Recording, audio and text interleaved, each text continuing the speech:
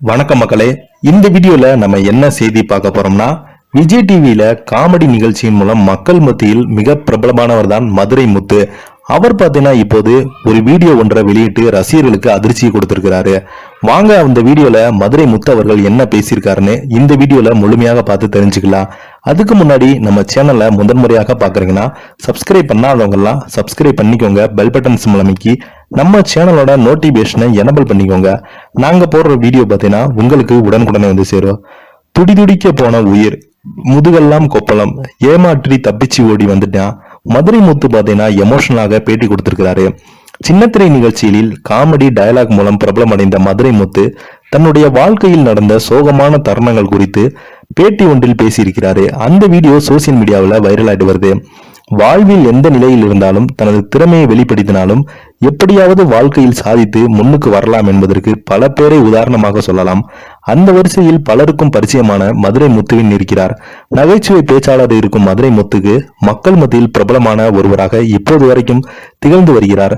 TV channel உள்ள reality நிகழ்ச்சியில் பட்டிமன்றங்கள் கலந்து கொண்டிருக்கும் மதுரை முத்து திருமண நிகழ்வுகள், கோவில் விசேஷங்கள், பொது நிகழ்ச்சியில் போன்றவற்றிலும் கலந்து கொண்டு பேசிக் கொண்டிருக்கிறார்.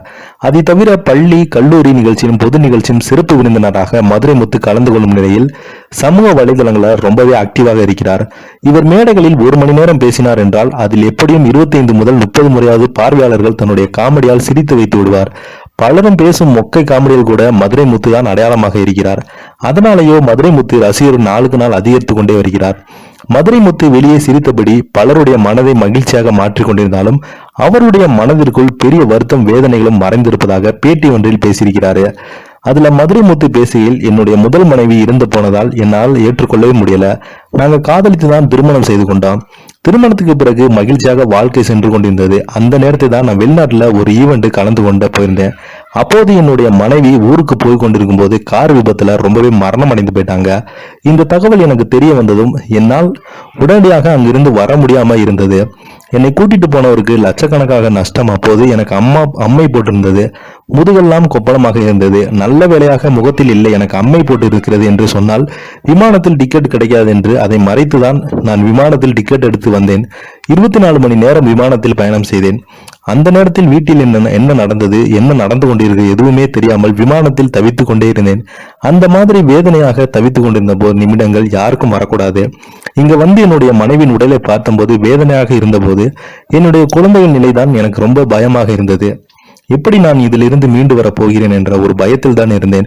என்னுடைய மனைவிக்கு இறுதி நிகழ்வுகள் செய்ய வேண்டும் என்பதற்காக நாங்கள் சுடுகாட்டுக்கு போயிருந்த போது அந்த நேரத்தில் அங்கே ஒரு ஆக்சிடென்டாக நடந்திருந்தது. அதுல சம்பவ இடத்துல அம்மாவுக்கும் அப்பாவும் இறந்துவிட போய் குழந்தைகள் மட்டுமே இருந்தாங்க. எனக்கு அதை பார்க்கும்போது இதற்கு நம்முடைய நிலைமை எவ்வளவு பெருசு, நம்ம குழந்தைக்கு அப்பா என்று நாமாவது இருக்கிறோம், ஆனா அந்த குழந்தைகளுக்கு அப்பா கூட இல்லை என்று மனதை தேற்றிக் கொண்டேன். அது வரைக்கும் இந்த உலகத்துல நமக்கு தான் ரொம்ப கஷ்டம் என்று நினைத்து கொண்டிருந்தேன். அதற்கு பிறகுதான் நம்ம விட இந்த உலகத்துல அதிகமான கஷ்டப்படுறாங்க என்பதை புரிந்து கொண்டு அந்த பேட்டியில எமோஷனலாக மதுரை முத்து பேசியிருக்கிறாரு. இதை பத்தி நீங்க கீழே உள்ள கமெண்ட் பாக்ஸ்ல மறக்காம பதிவிடுங்க. இந்த வீடியோ உங்களுக்கு பிடிச்சிருந்தா லைக் பண்ணுங்க, ஷேர் பண்ணுங்க. நன்றி.